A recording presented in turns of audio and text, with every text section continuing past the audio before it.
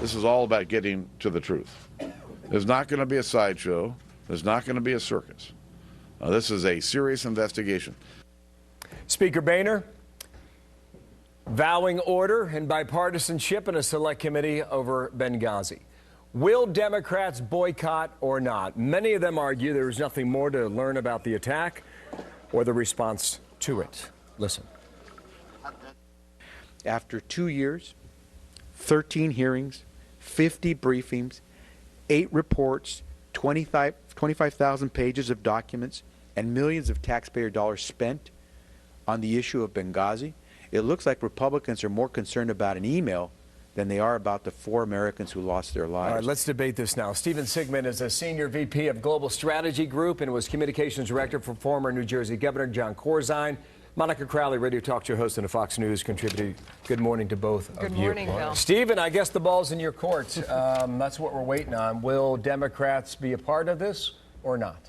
I think they should be a part of it, and I think ultimately they will be a part of it. But I do think that it's a special committee, so the Republicans can do whatever they want with it. It ought to be a balanced committee. I mean, this issue has been investigated more than the Zapruder film, so I'm not exactly sure what they're trying to get at. So you went 6 and 6 then. But so as a result, if the Republicans really want to be serious about proving that it's nonpartisan, it ought to be 6 and 6. Well, if the Democrats choose to boycott this, then they will prove finally that this party is overrun by leftist fanatics and partisan hacks. This is a very serious issue. There's nothing more serious than the loss of 4 Americans in a terrorist attack and the potential cover-up by an administration for political reasons. When the Democrats had control of the Congress, they had no problem doing imbalanced select committees. Nancy Pelosi in 2006, a select committee on, of all things, climate change, had 9 Democrats and 6 Republicans. The select committee on Watergate, 1973, Democrats in control. You had 4 Democrats, 3 Republicans. So the precedent is that when the party is in control, that they have the right to dictate the makeup of this committee. Yeah. That should be a non-issue. Stephen, if that's the case, then why would Democrats be afraid if it's 7-5?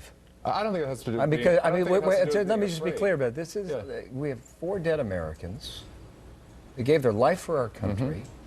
We're trying to figure out what happened and why and how to make sure it never happens again. Yeah, I don't think it has anything to do with being afraid. I think it has to do with if you want to actually have an investigation into exactly what you described, don't make it a partisan investigation. And Monica's right that normally special committees have some imbalance to them, but this isn't a normal situation.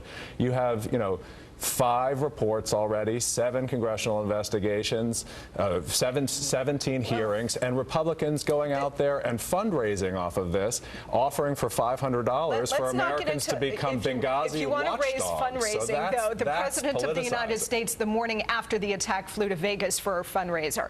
Look, you have to have this committee because, as Stephen points out, you do have multiple congressional investigations going on, Bill. The problem is that this administration has so stonewalled the investigation that it took a private outside group, Judicial Watch, to submit a FOIA request to even get the document that provoked all of this. So when you're not getting cooperation from the administration, yes, you do need a select committee to actually get these documents, get subpoena, get deposition power, put people like Hillary Clinton under oath in order to get the truth. I don't see how Democrats do not participate in this. I agree with both of you, frankly, because if you choose not to be involved, you're allowing, in all likelihood, your nominee for the White House in 2016 to fend for herself.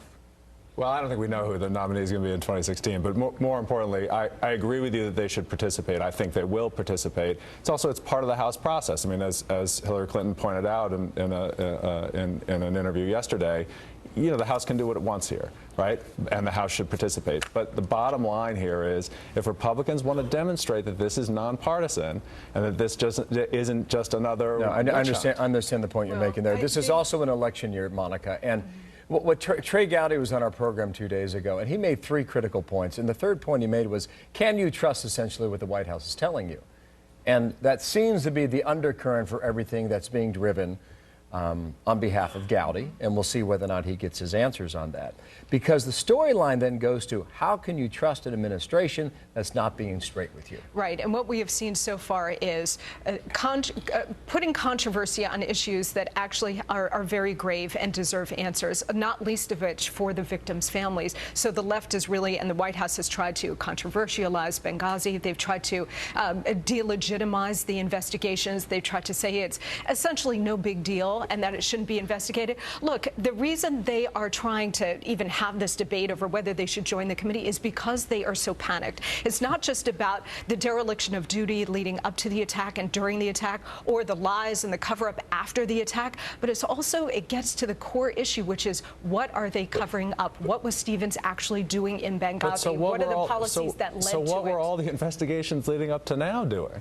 I mean, this is an unprecedented amount of investigation. So how did they not get from the administration? They can't get the documents. That's why they need the select committee. You have people participating. You have people coming to testify. You have 2 years of investigations and 5 reports and umpteen reports and hearings and a partridge in a pear tree. If the White House had cooperated, there would be no need for the select committee. What have the Republicans been doing up to now? Okay, listen, we got to run. I appreciate the debate. Stephen, are you afraid of a select committee? No. Are you concerned with what they may uncover? No. I think, look, politically, all you're going to have here is, more of the same, of people on the left thinking it's a witch hunt and people on the right thinking it's a cover-up, and I don't think it'll happen. We'll find out today. Worried. Monica, thank you. Stephen, thanks to you as well. Much appreciated.